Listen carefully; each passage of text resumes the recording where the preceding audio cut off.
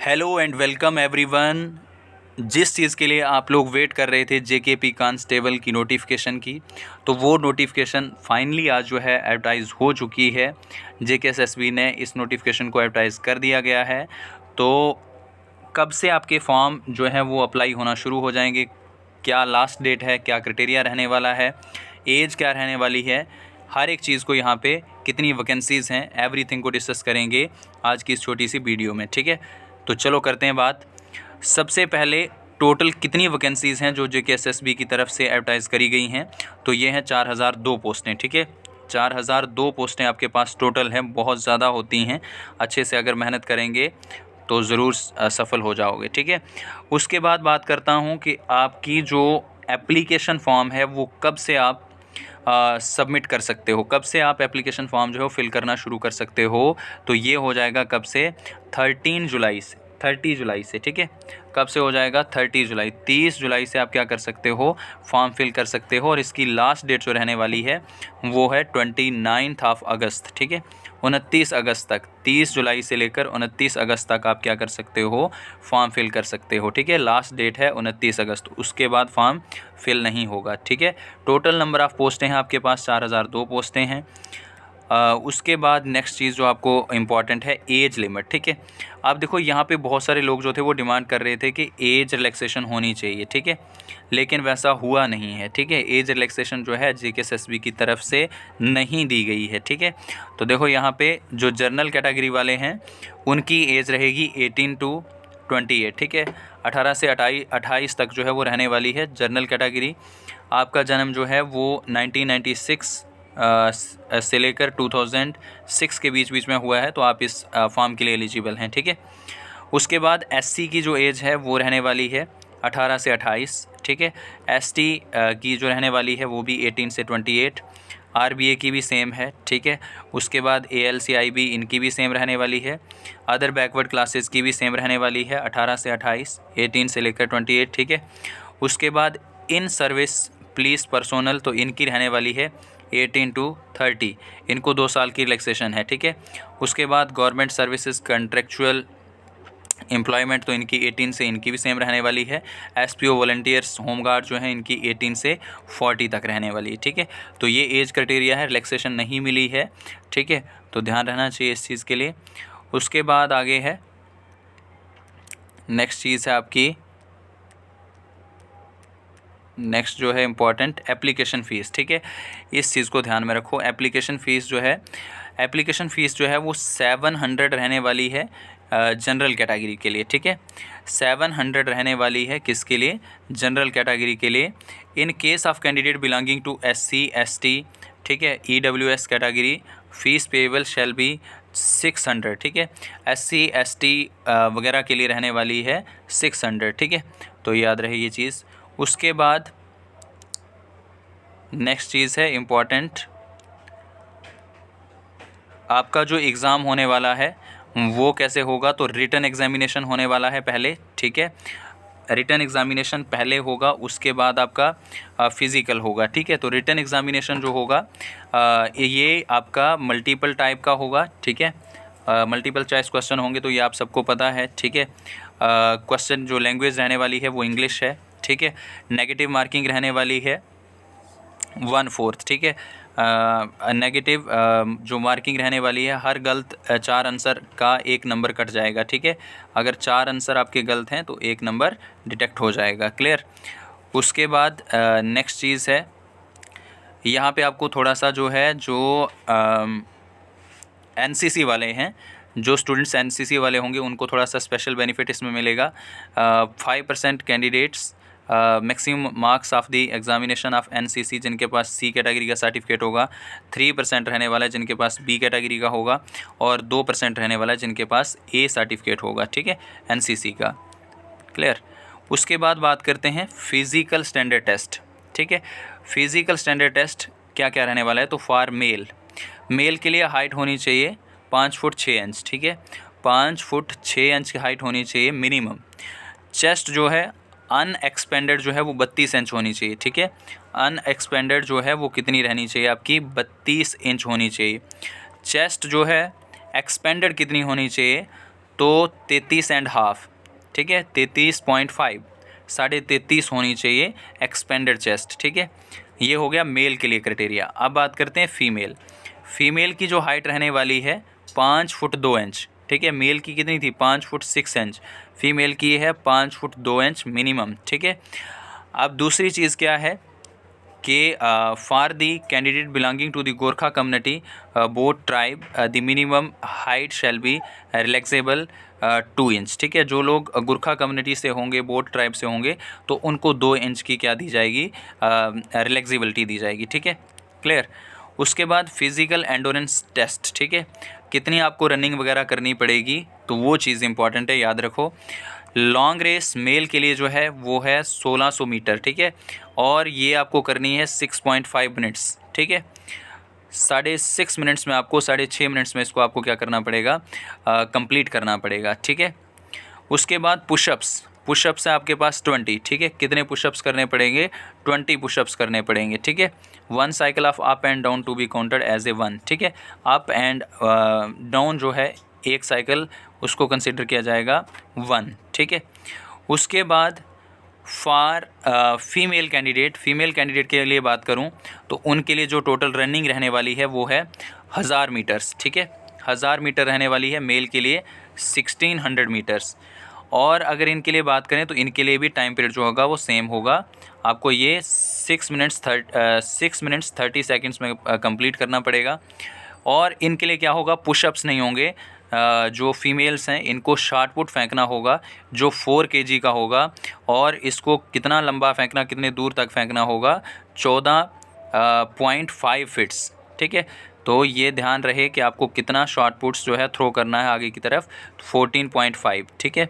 14.5 feet जो है 14.5 जो है वो आपको थ्रो करना पड़ेगा। और इसके लिए 3 अटैम्प्ट्स होंगे, ठीक है। टोटल कितने अटैम्प्ट्स रहने वाले हैं? 3 अटैम्प्ट्स रहने वाले हैं, ठीक है। उसके बाद जो एक्स सर्विसमैन हैं उनके लिए physical endurance test for ex services, उनके लिए क्या रहने वाला है? तो जिनकी एज अप टू 30 है, ठीक है, जिनकी एज अप टू 30 है उनको क्या करना है? उनको भी 6.5 मिनट्स में 20 पुशअप्स लगाने हैं। 6.5 मिनट्स में 1000 मीटर 1600 मीटर दौड़ना है, ठीक है। 20 पुशअप्स हैं।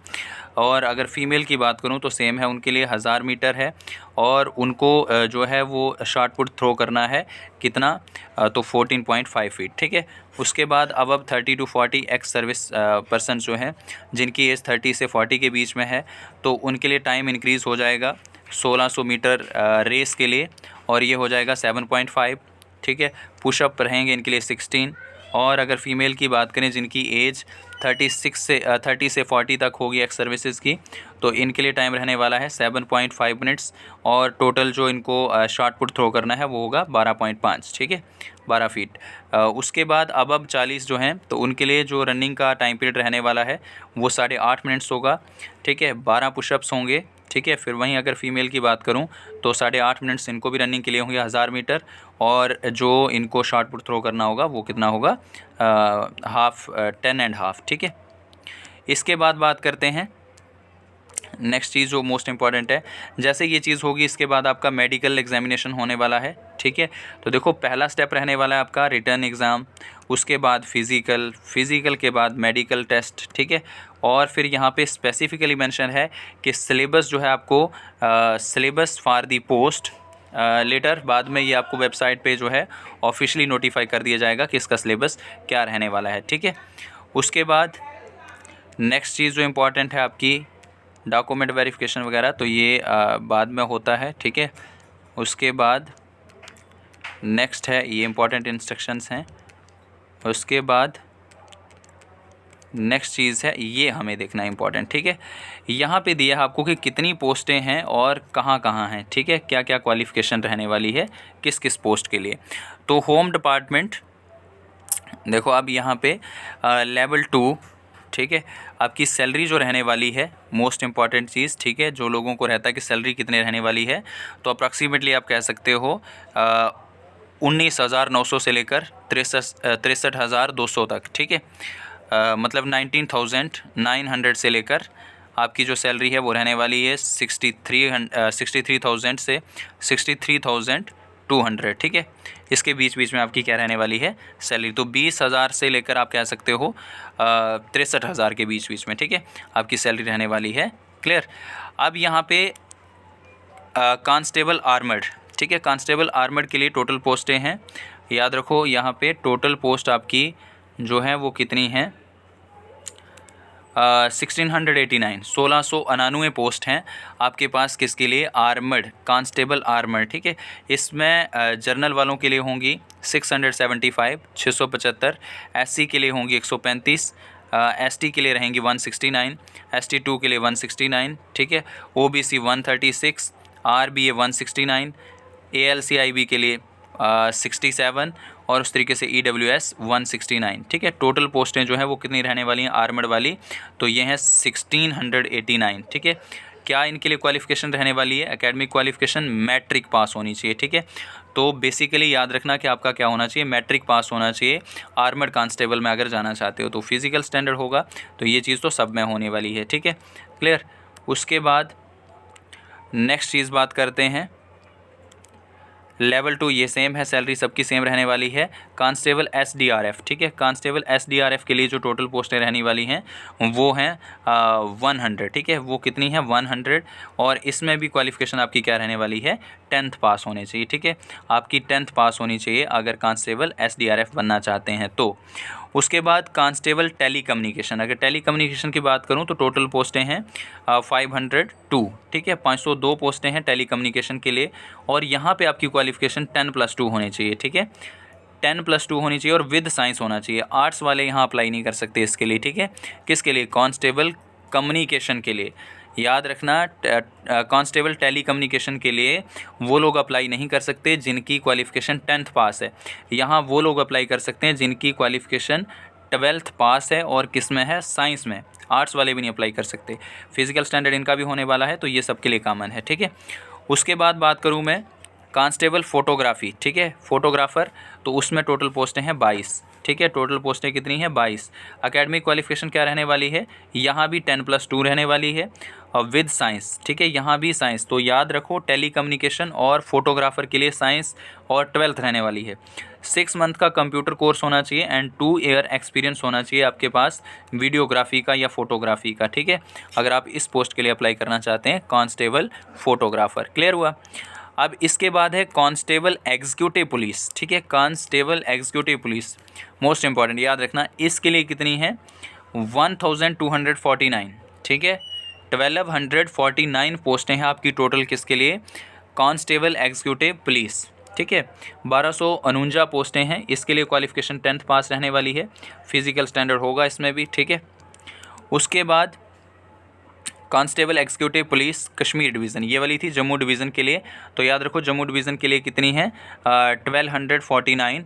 और अगर कश्मीर डिवीज़न की बात करें तो कश्मीर डिवीज़न के लिए हैं 440, ठीक है, कश्मीर डिवीज़न के लिए कितनी है 440। कौन सी वाली की बात कर रहे हैं हम? ये वाली है कांस्टेबल एग्जीक्यूटिव पुलिस। तो याद रखो यहाँ पे क्वालिफ़िकेशन आपकी कितनी रहने वाली है 10th पास, ठीक है, 10th पास होनी चाहिए। तो 12th जो है याद रखो टेली कम्युनिकेशन के लिए था सिर्फ और फोटोग्राफ़र के लिए था साइंस के साथ, ठीक है, साइंस स्ट्रीम होना चाहिए साथ में। अब ये चीज़ हम डिस्कस कर चुके हैं यहाँ पे कि आपका फॉरमेल हाइट वगैरह जो है वो कितनी रहने वाली है, चेस्ट कितनी रहने वाली है, ठीक है, फीमेल के लिए कितना रहने वाला है, तो ये चीज़ हमने डिस्कस करी, ठीक है। आपका ये पूरा रेस वगैरह भी हमने डिस्कस कर लिया कि कितना रहने वाला है, ठीक है। तो हम सबको पता है कि यहाँ पे रिटन टेस्ट होने वाला है, तो याद रखो रिटन टेस्ट होगा आपका इसके लिए पहले रिटन टेस्ट होगा और उसके बाद आपका फ़िज़िकल स्टैंडर्ड टेस्ट होगा, याद रखो, ठीक है। फ़िज़िकल स्टैंडर्ड टेस्ट होने वाला है, क्वालिफाइंग नेचर होगा, number of the candidate to be selected for appearing the PST shall be 6 times the total number of the vacancies to filled up each category, ठीक है, 6 टाइम्स ज़्यादा रहने वाला है जब फिज़िकल टेस्ट होने वाला है। तो फिज़िकल एंडोरेंस टेस्ट, ठीक है, तो ये सारी चीज़ें हमने डिस्कस कर ली। होप सो सबके जितने भी डाउट्स थे वो क्लियर हो गए होंगे। जैसे ही सिलेबस आएगा, सिलेबस भी हम आप लोगों के साथ डिस्कस करने की कोशिश करेंगे, आपके साथ डिस्कस करेंगे और इसकी आप पूरी की पूरी PDF अवेल कर सकते हो टेलीग्राम चैनल पे। तो उसके लिए टेलीग्राम चैनल को ज्वाइन करिए, हमारे चैनल को सब्सक्राइब करिए, ज़्यादा से ज़्यादा शेयर करिए और आपका बाकी जो है इसके रिलेटेड जितना भी आपका मटेरियल है, ठीक है, वो आपको वीडियोस वगैरह चैनल पे प्रोवाइड कर दी जाएंगी। ठीक है, तो थैंक यू।